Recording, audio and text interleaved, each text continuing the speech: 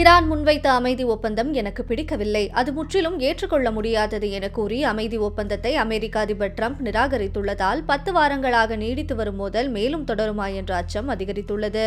உலகளாவிய எண்ணெய் வர்த்தகத்தின் முக்கிய வழித்தடமாக கருதப்படும் ஹோர்முஸ் நீரிணை மீது முழுமையான கட்டுப்பாடு தங்களுக்கு வழங்கப்பட வேண்டும் என்றும் அமெரிக்கா போர் இழப்பீடு வழங்க வேண்டும் என்றும் ஈரான் வலியுறுத்தியுள்ளது.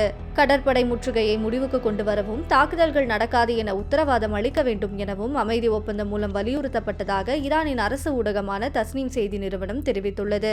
மேலும் செறிவூட்டப்பட்ட யுரேனியத்தை 3ஆம் நாட்டுக்கு மாற்ற தயாராக இருப்பதாக ஈரான் தரப்பில் தெரிவித்த போதிலும் அதை ட்ரம்ப் ஏற்கவில்லை என்பது குறிப்பிடத்தக்கது. இந்த அமைதி ஒப்பந்தத்திற்கு பதிலடியாக ஈரானின் யுரேனியம் சேமிப்பு மையங்களை அமெரிக்கா தீவிரமாக கண்காணித்து வருவதாக ட்ரம்ப் தெரிவித்துள்ளார். அங்கு யாரேனும் நெருங்க முயன்றால் அவர்களை அழித்து விடுவோம் என்றும் அவர் எச்சரித்துள்ளார்.